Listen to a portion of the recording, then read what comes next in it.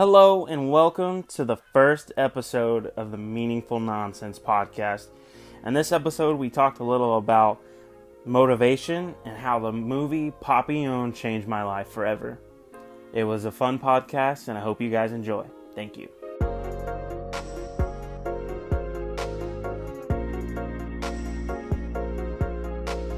Welcome aboard! Hey guys, it's the first Meaningful Nonsense podcast. I'm one of your hosts and I'm here with my best friends and family. And my name's Dalton, and I'm going to let these guys tell you their names and a little bit about themselves. You want to go first? Go ahead, please. Okay, my name's Dolan. I'm Dalton's brother. And there's really not much to me. I work 10 hours a day, and we're just doing this because we wanted to have a little bit of fun. And I'll kick it off to the other host. Right. My name's Landon, and I'm these guys' cousin.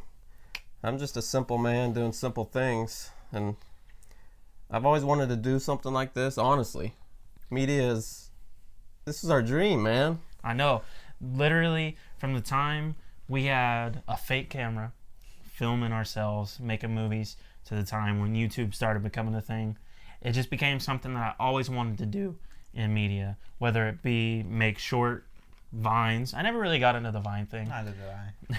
I liked watching Vines, or making little productions on YouTube. Exactly. Putting out content.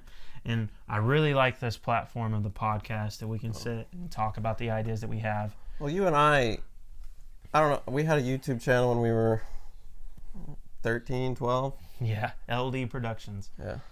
Where did we start off? Well, prior to that, it was Doo-Doo Man 28. Oh yeah, we did some bangers on that one. We did some bangers on that channel. But yeah, we made short videos about, I don't know, we did burglars caught red-handed, where we literally covered our hands red, and Landon caught me, and I was burgling. And there's always Bigfoot caught on tape. Oh yeah, that's a classic. We might have ripped that one off, but You know, for the budget we had, which was none. Absolutely no budget. The technology we had, which was one take, no editing. No editing. Those videos weren't too bad. No, they actually came out really well. You know, they were always a hit with family and everything, but we never did quite take off like we wanted to, we dreamed of. But now It's like, you know, what I was going to be when I grew up was a filmmaker, you and I. We were going to have our own production company. We were going to direct movies, and that was our thing. Like I didn't know anything else, but it didn't happen. Yeah, it didn't happen. Obviously, we got into regular jobs, working 8 to 5, 9 to 5, doing those things. This guy wakes up crack of dawn, which it's funny because, you know, when I decided I want to do this, the first thing was, how do I get motivated enough to do it? And funny enough, it was a movie. So what was that movie? It was Papillon, which it's a remake. The new remake. Yeah, the remake of an old movie with Steve McQueen. And in this new one, it was Charlie Hunnam, which, you know, I'm a huge Sons of Anarchy fan. Very big. Oh, yeah. Our entire family is loves Sons of Anarchy. Have you watched Sons of Anarchy, Landon? He runs away. He exits the podcast. I've seen a little bit of it. Yeah, but you know enough to know that it's a pretty decent show. But I saw this, me and my wife, Genesee, we want to watch this because it has Charlie Hunnam in it. Well, I didn't really know what it was about. I knew it was about some kind of convict or whatever who was trapped on an island. But so I'm watching this movie, and I'm thinking the whole time, this dude has been framed for murder. Yep. And it was Spoiler framed. alert. Yeah, sorry. Oh, This yeah. is Massive spoiler alert. The whole movie is going to be... I don't think that was a spoiler, but spoilers ahead. Yeah, that wasn't... But spoilers are going to happen. Sorry. I'm going to be telling the basic synopsis of the movie. But technically, it's like a 50-year-old movie, technically. Yeah, technically, yeah. Because the guy was... Fair. I mean, this was in the 30s or even before. I don't remember the exact timeline. But he gets framed, and he gets sent to a penal colony in the French Guiana, I believe. And...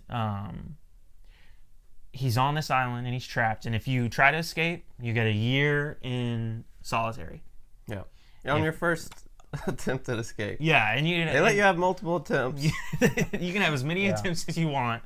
but you're going to get in solitary, and usually you don't survive solitary. Well, he survives it once on a whole entire year in solitary confinement, which would just be absolutely awful. Just breaking into your soul. Oh, yeah, because most of the guys, they just go crazy. Like, yeah, you're stuck. You have no contact. No contact with nobody. The most contact you get is the door sliding open and giving you some food. Which, to me, the hinge point in the movie was when he first bites one of those coconuts. Oh, and it's like that his buddy gives him. Yeah. Oh, yeah. And when he first gets there, there's a guy who was in jail because he's a counterfeiter.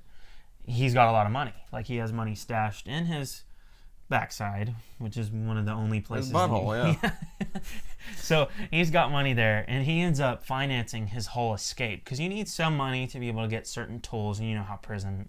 I don't really know how prison works, but I suspect that you're able to get certain things if you've got a little bit of money. You know, there's like cigarettes, and we've seen Shawshank, greatest movie of all time, I think. And that very well could be a stereotype of prison. Yeah, true. Because I don't know. Because we haven't been. But Papillon. So he's in there. He survives solitary. He tries to escape again, gets caught, has to do it for 5 years. Right. His will and his just soul gets him through the 5 years. And he tries one more time. Gets out. But then they catch him in this little village that he goes to. Yeah. And him and his friend, they escape. On a boat. I guess crash land onto a village. Yeah, like not very far away. Yeah. And I'm just, at this point, I'm like, wow. He got off, and now he's going to what they call Devil's Island. Yep. And he's stuck on this island that you can't leave. You're surrounded by water. The whole entire island's elevated. Yeah, Alcatraz, basically like an Alcatraz. You're not getting off the island. You have to jump off this huge cliff to try to get off. And at this point, I'm starting to feel a little bit motivated. I'm like, how does this guy do this? And I barely can wake up in the morning to go to work. But this guy knows he did not do their crime. He's getting off that island. He makes a boat, little raft out of coconuts, which is ironic.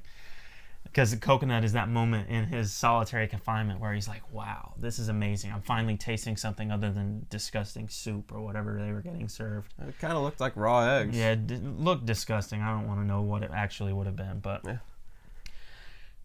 he gets out. He gets off this island. And I mean, that moment when I saw that ending, I was like, dude, I want to do all the things that I've always wanted to do.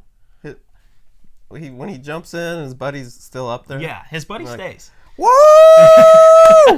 He's so excited. They're yelling at each other. He's off, and it's this moment where you want to stand up and go, yes, I need to do everything I want to do, because this guy was framed for murder and had to endure all these trials. And this is a true story, I believe. Yeah, absolutely. Of Henry Papillon Charrières. Pardon my pronunciation. I'm not very good at French. But and he wrote bestsellers, talked about his journey, how he disproved himself of being framed for murder. He proved his innocence and got back to his life. And how did he do it? Why was he able to keep going? It's just sheer will. Yeah. Good question. I honestly couldn't understand how anyone would be able to do that. Because I think it proves the point. I mean, that guy could go through that. The least we could do. The least we could do is meet once a week to record for fun. Yeah. And if it so happens that we end up making something out of it, that's awesome. But I've always wanted to do something like this and enjoy it with my best friends. You know what I mean? Even if nothing were to come of this, it's always fun to have these memories. Yeah. To go off of. Exactly. We've got a segmented podcast where we come and talk, and we talk about things that, we can always recap on our weeks. Because we don't get to talk every single day like we would want to. Exactly. But if we can fulfill a space of one day in a week where we just talk about anything, that is always fun and can motivate you for anything else. Exactly. And that's why when we came up with meaningful nonsense, a little bit of an oxymoron, was I believe in everything in life is nonsensical in nature. And by that, I'm thinking each day amounts to your life, but not every day needs to be something meaningful. huge. Exactly. So it's nonsensical in nature, but as a whole, as a summation, they're meaningful. Yeah. Also, everything's nonsensical, really. I know. Like, why? Because of what?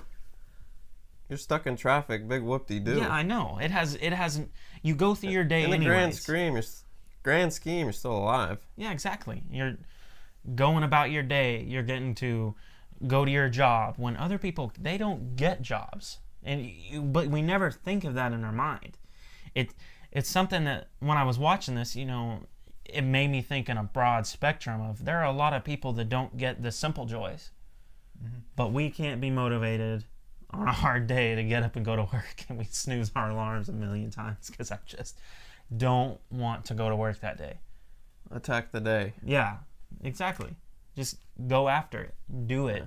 Get what you want to be done. And that's why when I watched this movie, my wife and daughter were asleep. I stayed up for 3 hours just getting all these ideas about things I wanted to do and why can't I do this when I know that I can. You know what I mean? I do, yeah. So I'm sitting there and I think about all these times that I've been motivated and I want to do things, and why did they not end up where I wanted to go? And another, like a big thing was I kept going back to college, which was pretty hard for me. And Landon, It was brutal. It's brutal. It's a stretch. College is something that not so much for me because I haven't gone to college because you went into work and you're gonna go do trade. 18. Yeah, exactly. Learn a trade. Yeah. And work within that trade. And then get your certificates and things that you wanna. Yeah, exactly. And that's something that I think a lot of people can do. But me and Landon. Also, if I wanted to, I could always go. That's exactly. an option for anybody. Exactly. Yeah. And you graduated a year before me, so you went to college immediately, didn't take a gap year or anything, went to college right in the summer after senior year, and you did a year, freshman year. What is it like when we step on to the college University of Oklahoma? Love that university. We grew up big fans. Our family were always fans, but it's different when you're stepping in a classroom. Yeah, absolutely it is. Miserable. I know. It's a more different school. experience. Yeah. So, and for me, I'm just gonna, I didn't finish.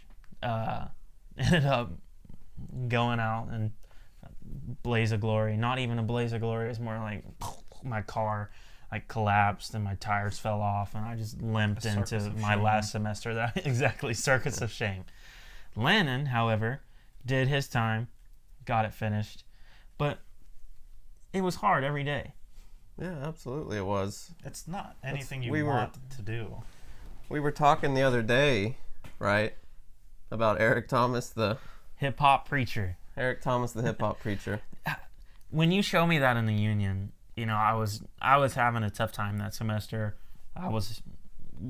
Classes, it was just so hard to get up and go to class.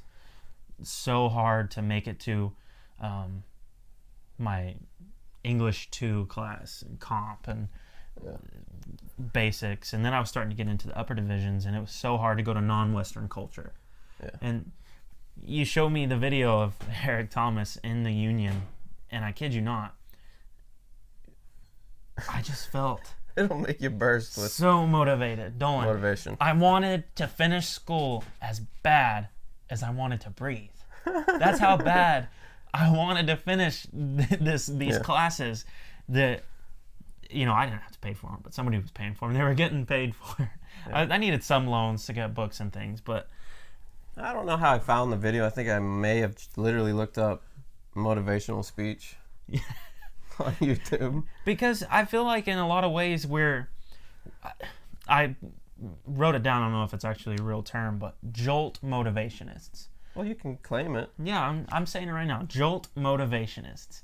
Well, and that idea to me is, not every day do we just have constant motivation to get up and do the menial tasks every single day. But if you watch something or you hear something and you have this idea and you just click, you get a jolt of motivation. And that's usually how you get through your days. What's something that helps you get up at 4 a.m. and go to work? There really isn't anything that helps you get motivated at 4 a.m. Hey, but when you get home. But the thing is, it's not necessarily the day that helps me. There's nothing every morning. Right. Except for Friday, because that's when I get paid. Yeah, okay, so... Friday morning, it helps because the weekend's coming. That's the money. Yeah. It's the money. motivator. That is the biggest motivator, I shall say. It is. It is. And that's why it's a sad thing. I know. Because you have to do it. It's not your passion for it, it's the money. But, exactly, and that leads me to, I may never see a dime. You may never see a dime from this. I may never see a penny from this. It's fun. And if we get through our week and we meet up again and we talk and we do this podcast, that's motivation enough for me to do my work week. Exactly. Help you get through a week. Well, it's something to look forward to, hopefully. Yeah, exactly. Look forward to something. Yeah. And also I get a little bit sad as, it sucks that we have to start a week on Monday and then already be ready for that week to be over. I've said this to you and you. We talk so much about how life flies by, and it does, but that's because we want it to. Yeah, we do. We're 5 days a week. We're constantly living for the weekend. Those 8 hours, you're wanting them to fly by, and when they do, it's a good feeling. Yeah, in fact. and you get in your car, and you're like, yes, I'm on my way home, and then you do a 30-minute drive. And then you go home, you're there for 3 hours. And then you go to sleep, and you wake up and you do it again. Yeah. Yeah. What a joy! Such a joy. I never thought, when I was 13, I thought that I was going to be a movie maker. I really did.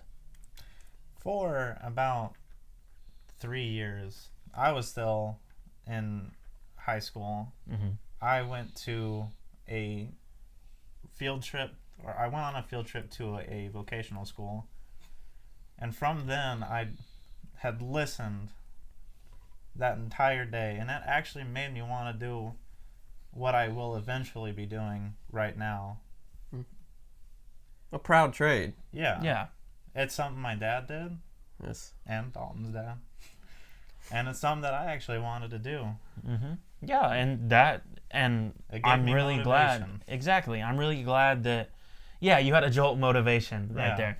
But I'm glad that that's how you've decided to go. And, your dad did the same thing. He worked his way up doing trades and such to where he is now, which is, everybody defines success differently. But, in my eyes as success, I see our parents and I'm like, wow, they really did a great job.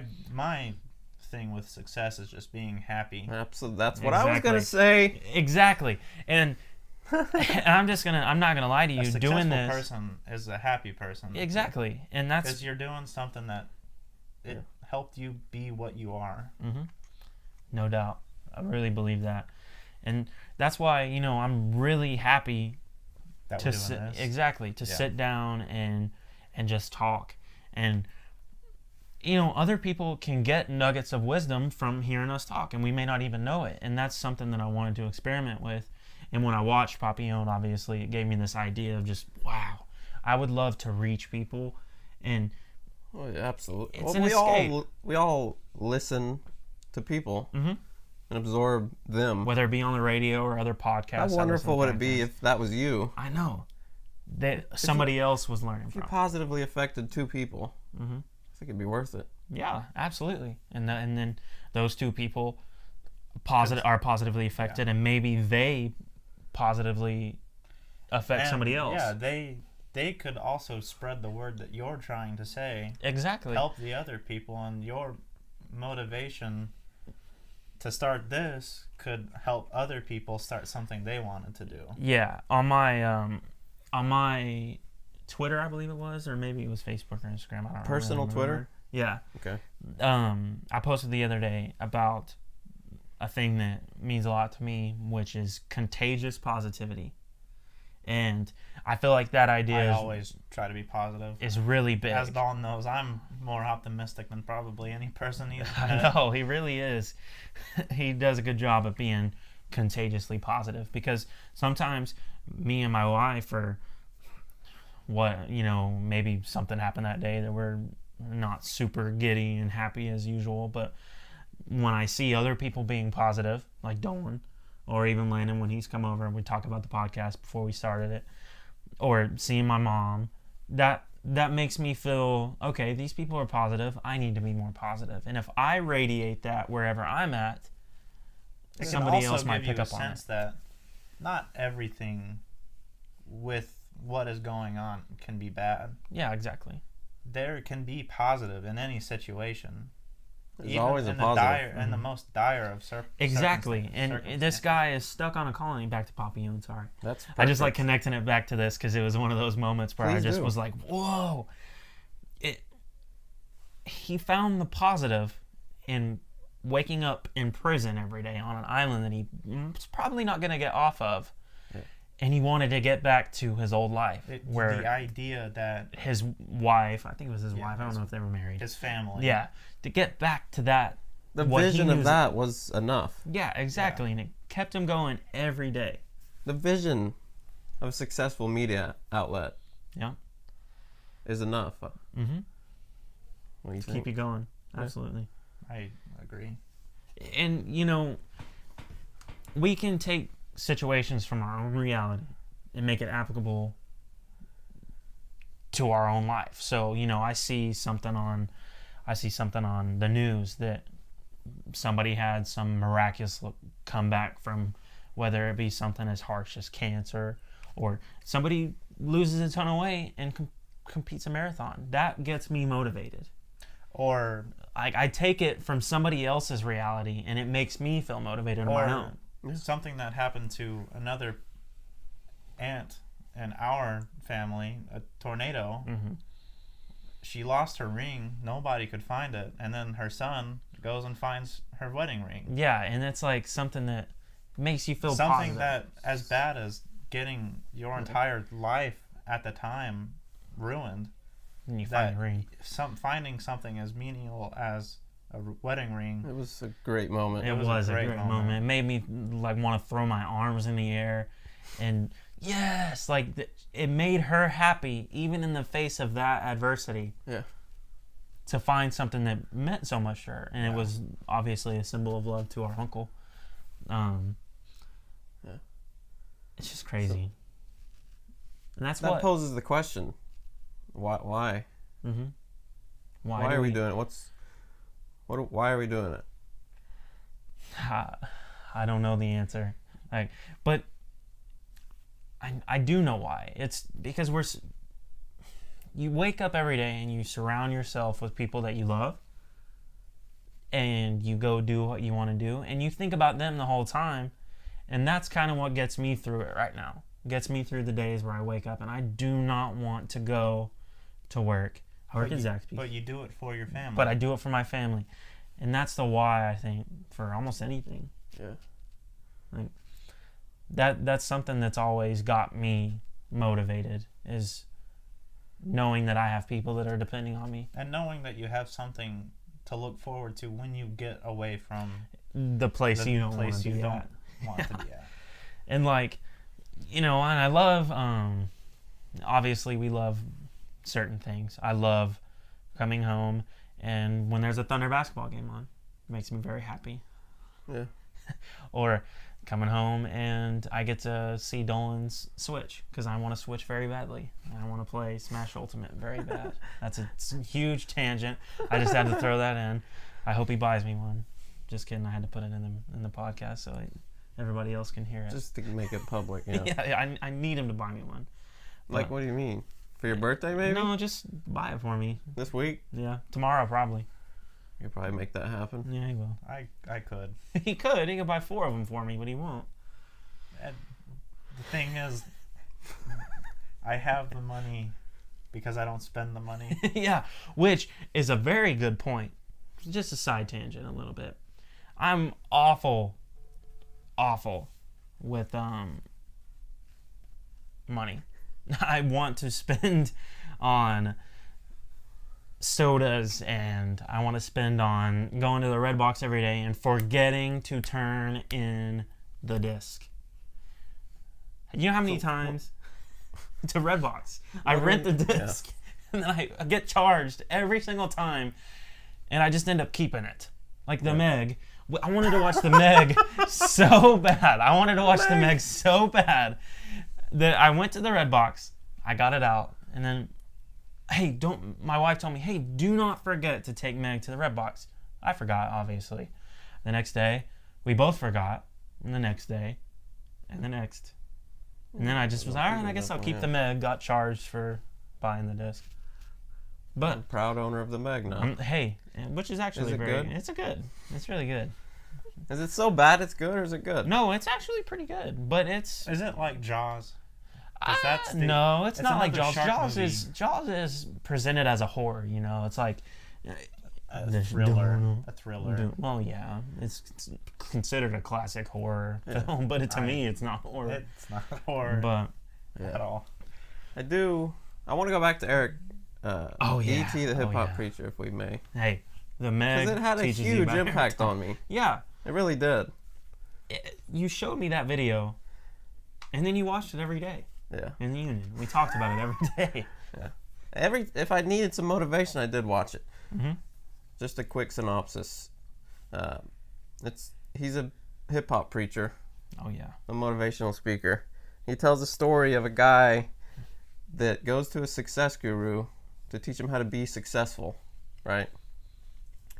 And he takes him out into the ocean, the two of them, right? He's like, what is this? This guy's out of his mind. He takes his head, shoves it in the water. He's like, when you were underwater, this is the guru talking to him, what is the only thing you wanted? And he said, to breathe. And then the guru says, that feeling, when you want to be successful as bad as you want to breathe, that's when you'll be successful. When you were underwater, you weren't thinking about no football game. You weren't thinking about your cell phone. You just wanted to breathe. I mean, when your pursuit of success is that rabid, that's when you get what you want. Yeah. Wow. And, you know, even hearing it again makes me like, wow. Because when I watch it, I'm like, that is such an idea that I think we can all grasp onto. Because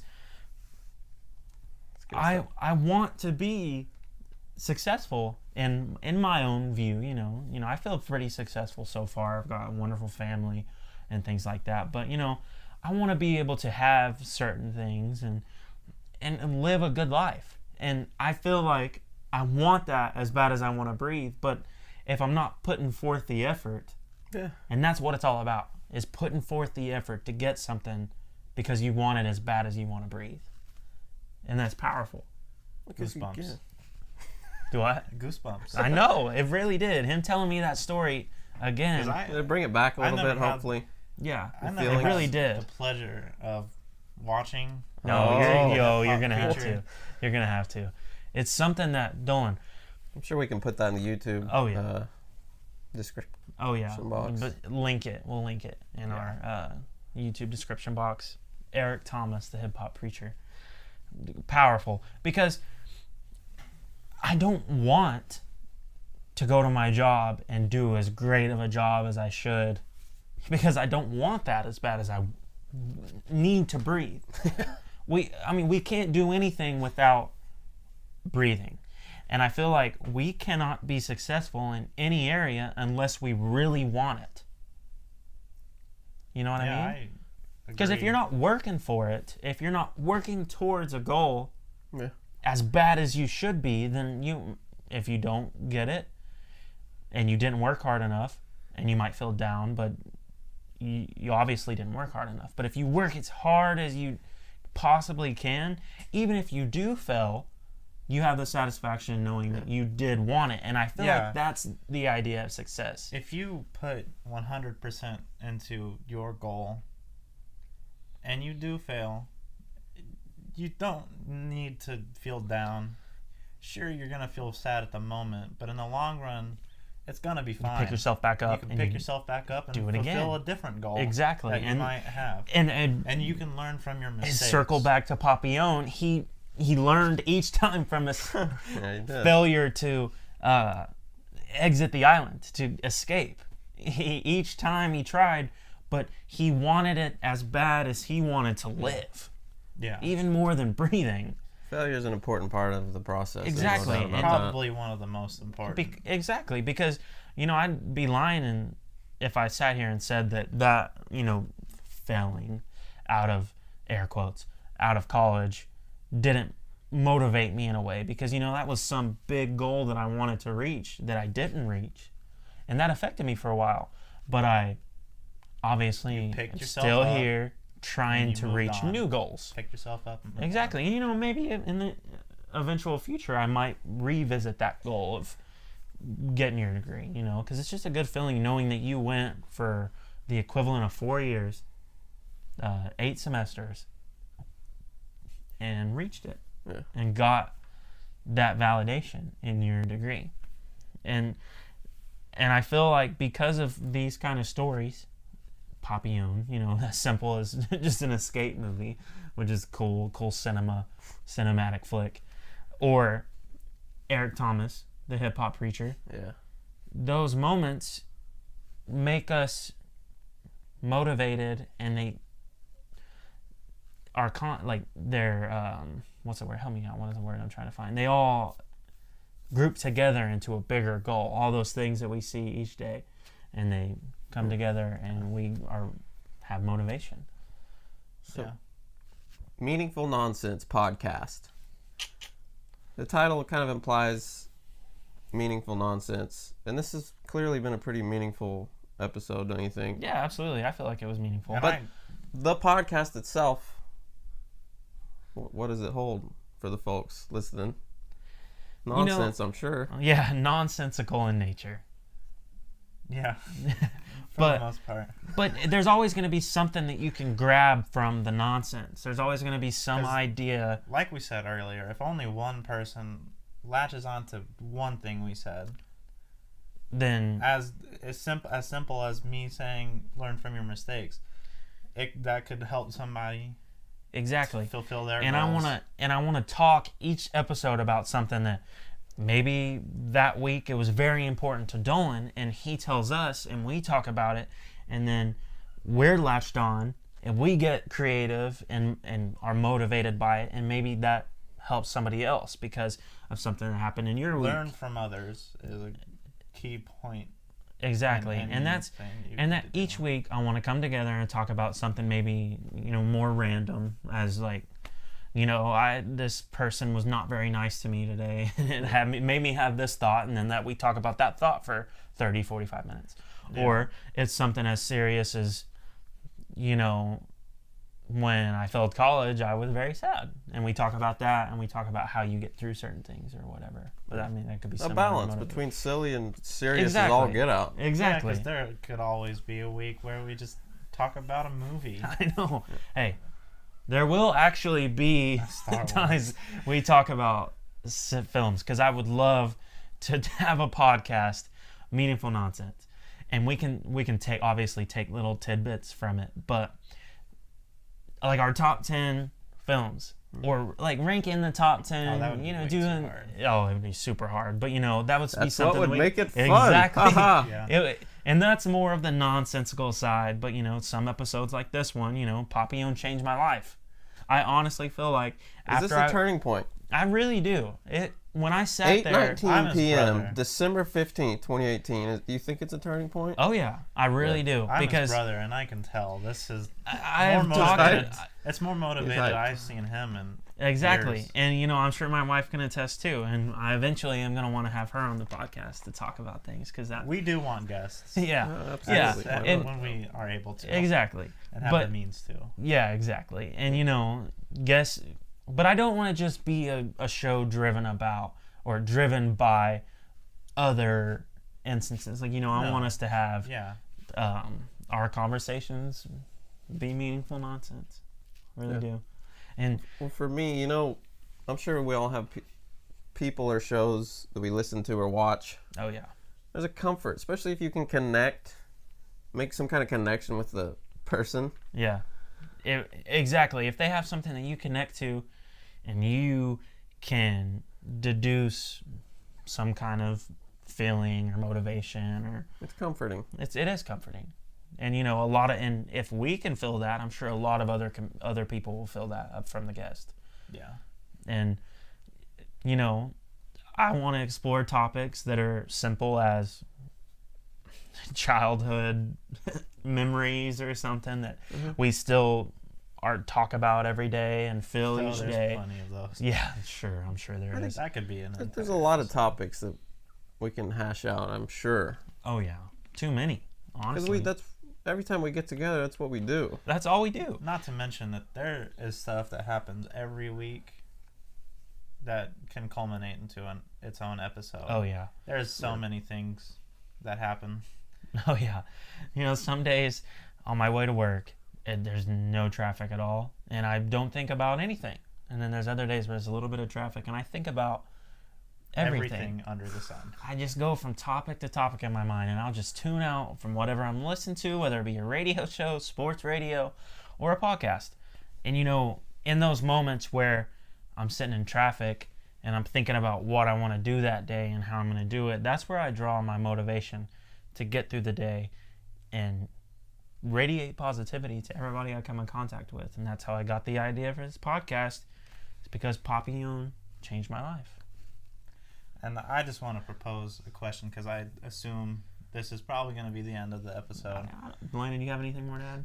I think we covered it pretty dang well. Okay. Awesome. All right. To any listener out there who might be going through anything, here's the question I want you to ask yourself. What are you willing to do today to fulfill your dreams tomorrow? That's powerful. And with Hey-o. that, we're going to end the first episode of Meaningful Podcast. Thank you to anybody who listens, and we hope you join us next time. See ya.